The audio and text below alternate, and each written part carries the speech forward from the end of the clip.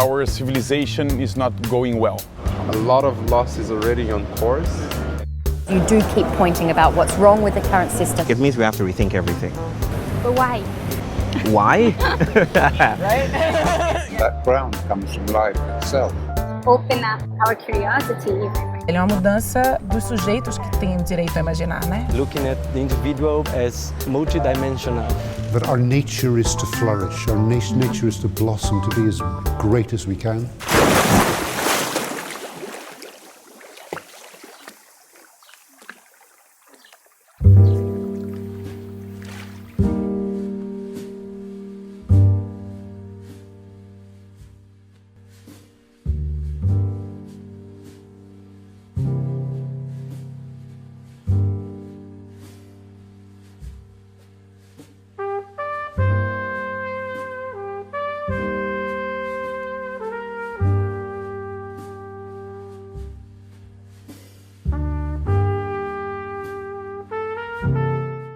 I think the idea is that our ways of being and knowing that have created the problems we're facing are not going to be the ones that will help us shape-shift into a different reality. Yeah. So figuring out other ways of not just knowing but being is super important, and this is not just a cognitive exercise or even an affective exercise, a neurobiological exercise, and that requires us to access exiled capacities. Our capacities have been exiled from the kinds of feedback loops that we are trapped in, but also deriving pleasure from. And I think if it felt so bad, we would have gotten out already. The problem is that it feels good. Exactly. Right? So how is it that these things that are entrapping us also are the things that we are generating pleasure from, or pain relief from, and getting rewards out of? So if we can't get into the point where we surrender that which most rewards us in the current system, then there's no incentive actually to step out into something different and scary. Like Vanessa said, you know, we need to shapeshift, I guess. Ideas are not cognitive things. Thoughts are not cognitive. They're ecological things. Their topographical shifts need to happen for new thoughts to emerge. So it's all about getting our words, the syntax together. You know, all we need to do is just put it together. But it doesn't work like that. We're being humiliated by climate change and and the world at large that is teaching us that we are part of that which we are trying to understand. And that is the idea that, or that is the invitation for us to stay with the trouble, like Donna Haraway would say, to stay with the idea that it may not make sense. There are many more meanings and senses beyond just meaning, or things being eloquent and being articulable. So the imperative becomes, what kind of work do we do to lose ourselves? What is worth doing when there's no more hope, or when we can go beyond just making sense of things in some linear fashion? Can you tell us a little bit more about the 99 census idea that you're explaining over lunch? It was a community of women in Uluru in Australia that set, as part of a project called Through Other Eyes with my team, and they said the problems that we're having are related to numb senses that we have. So again, exiled capacities, whereby we believe we only have 5 senses, but we have actually 99, and 99 meaning unlimited.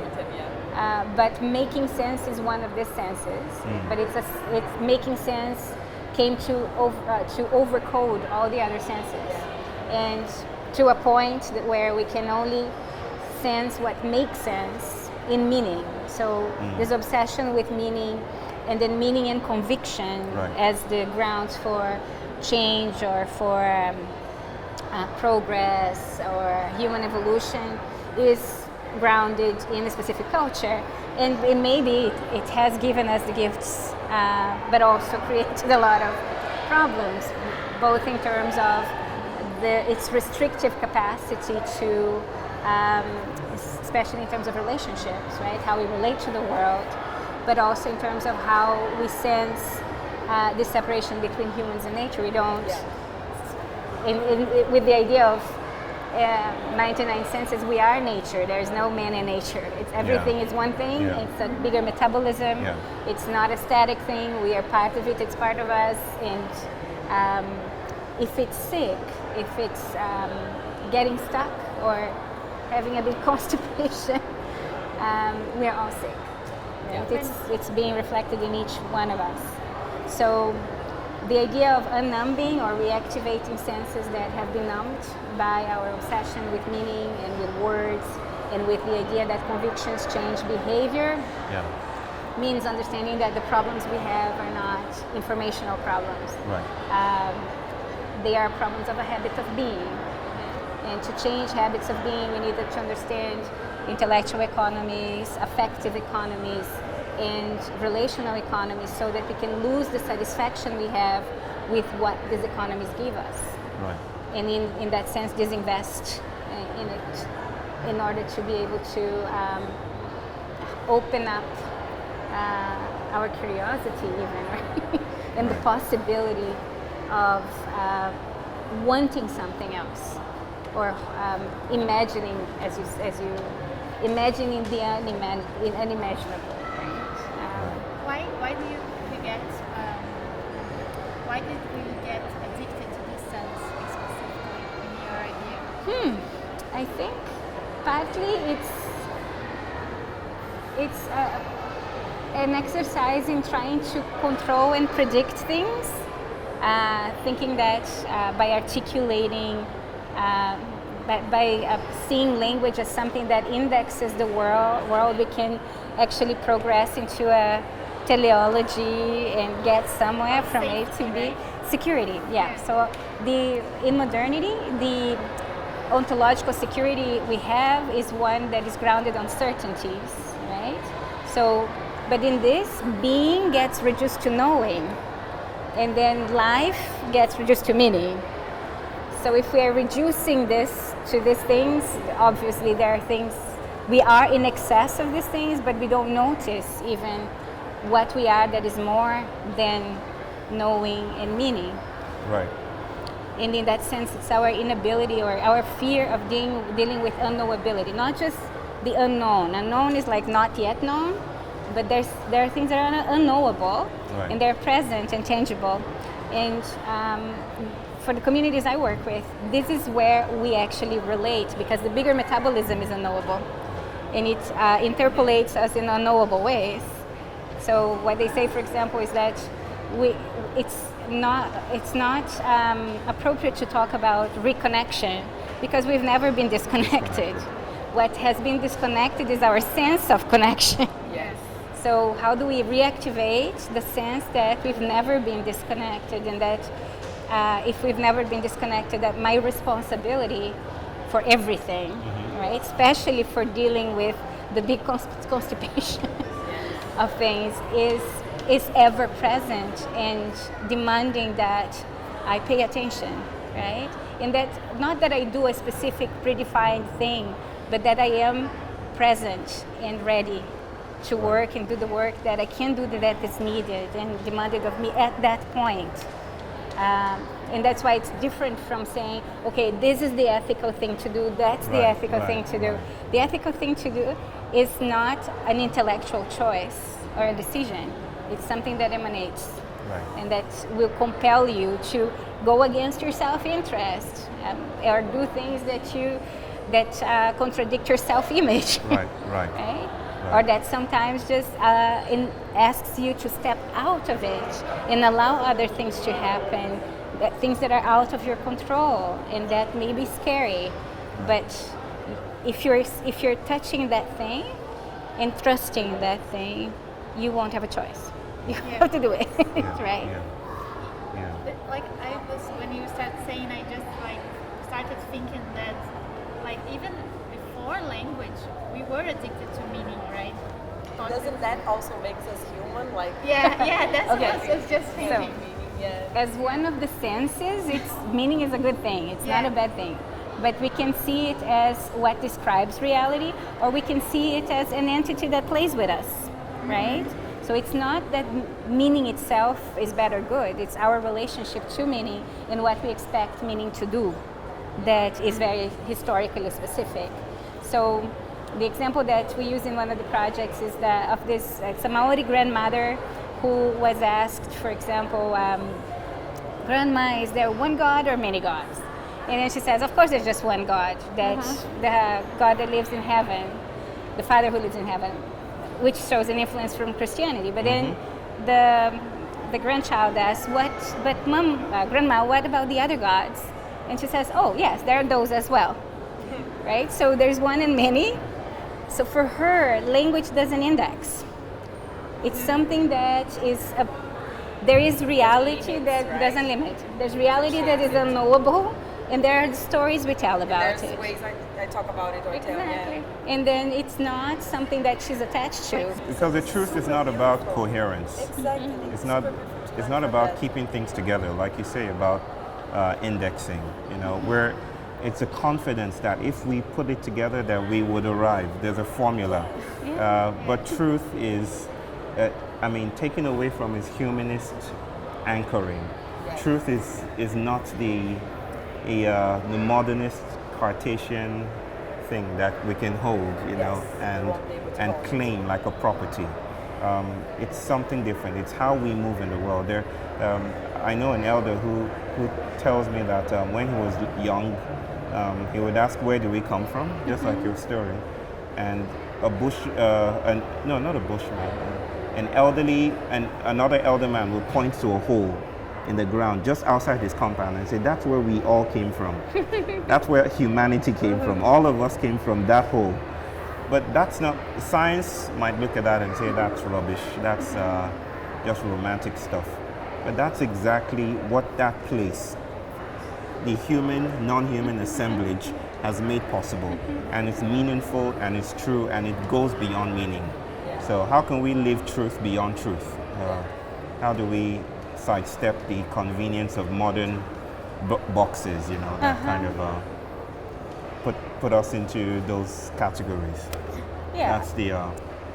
A useful metaphor we've been using is the bricks and threads metaphor. So in this historical time, we derive a lot of security from bricklayering. So putting blocks of words, of meaning, of categories, one by the side of each other and on top of each other, with the desire to build a tower or a skyscraper or a wall sometimes, or organizing everything. And this is a sensibility. It's part of the whole, and there are gifts that come with it. But when it becomes the only sensibility, then we are losing and numbing other senses. So there's another sense of different communities that are about threads and weaving, right? So weaving is not about putting one thing on top of each other. No. It's about being super flexible and creating things that hold, but that will be unwoven and rewoven again. Yeah. That have much more, they don't have a teleology. To each other, right? Yes. Much more complex way of putting together than one upon or side by side. There's a word for that in Greek, kairos. And kairos means opening, possibility. And the idea is from the weavers in ancient Greece. So kind of time. Kairos. Well, K-A-I-R-O-S. It's like the opportune time, like the right moment. It's not just time.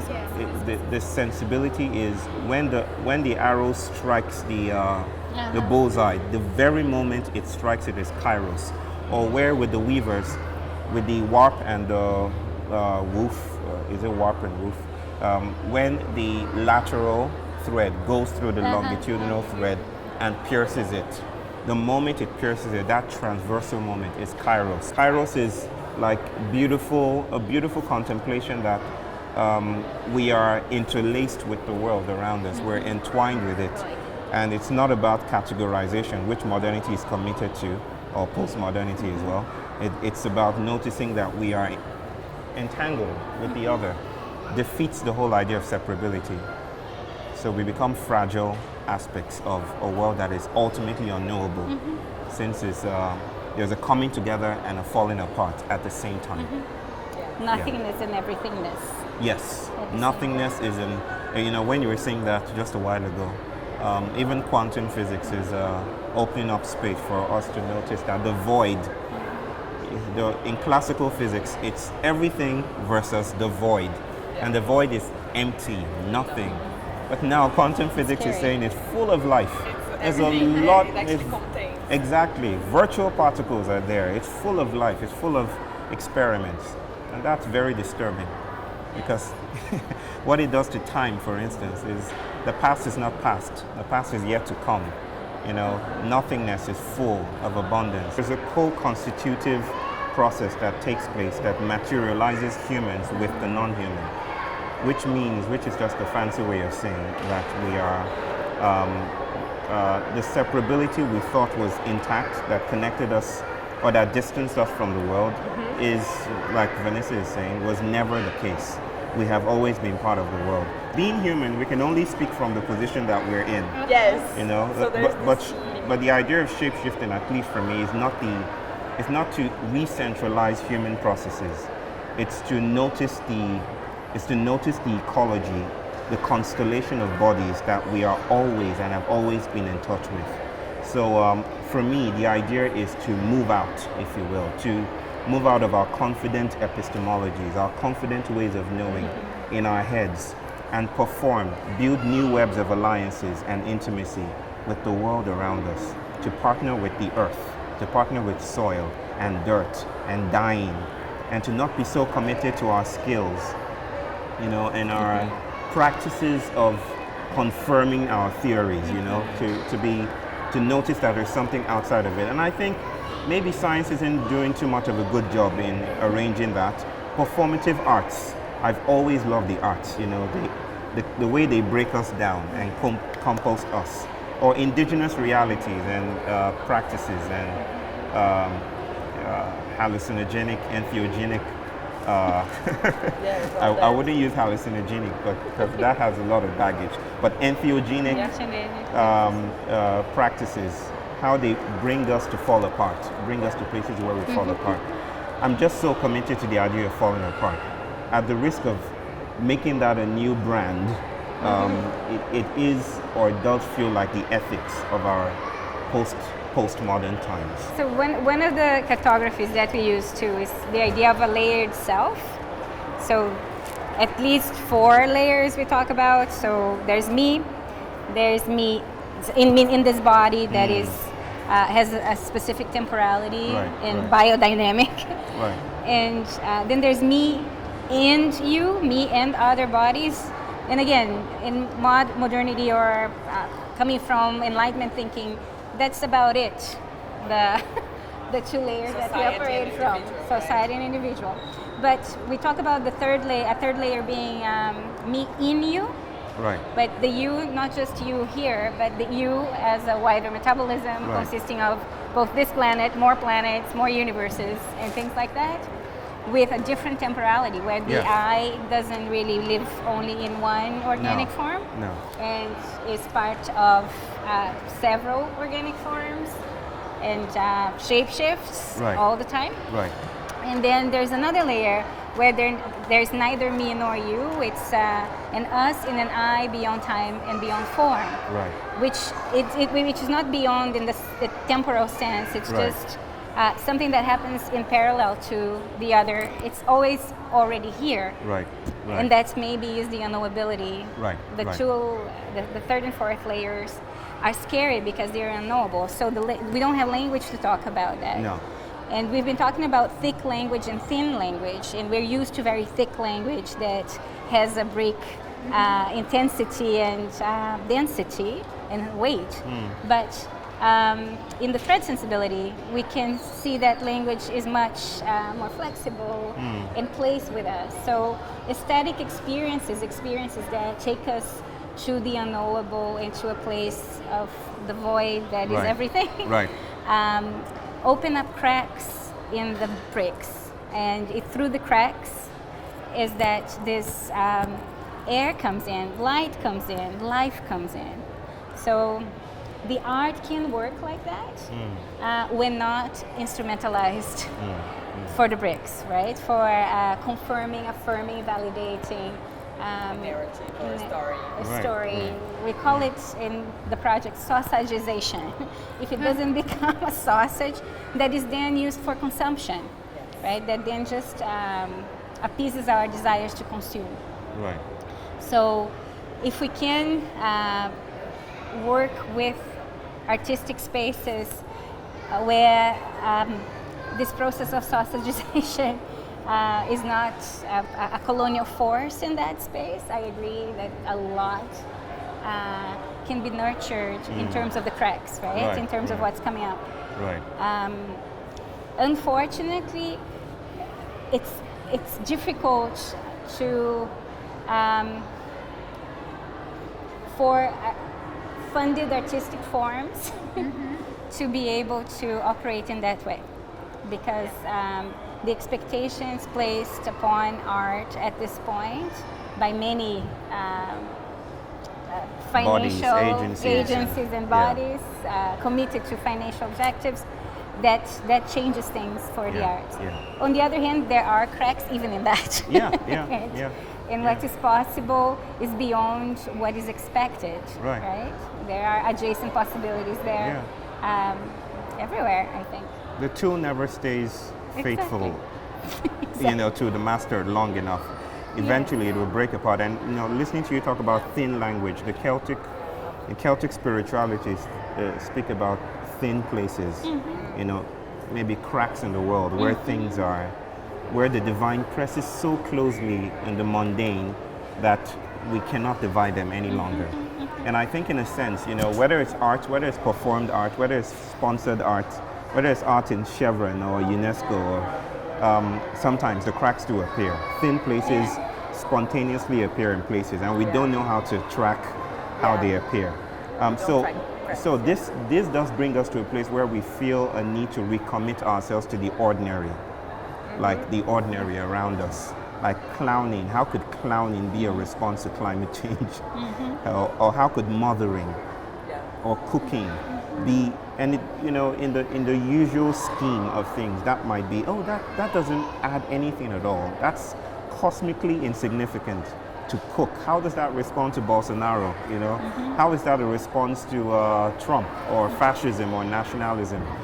But in losing our commitments to the threads of Cartesian distance, you know, the idea that only when it's articulated, indexed, and tested empirically and prototyped is it likely to make a dent in the world. If we lose our commitment to that, then we notice that everything is reworlding the world, even the ordinary. The simple is reworlding the world. This interview right now is remaking the universe. So my activism, for instance, is singing to my daughter at night. It's important that I tell her how much I love her by carrying her, no matter how big she's getting. She's 5 years old now, and singing to her, or working with her, taking walks with her by night and pointing to the stars and saying, those are your ancestors, you know, and you're listening. They're always close. Remember that. They're always close. That's activism, and that's shape-shifting. It may not appear with me. It may not have consequences that I can detect with me right now, but our work is intergenerational. So even death opens us up to new possibilities, and then, so yeah, just leave it at that. It's very beautiful.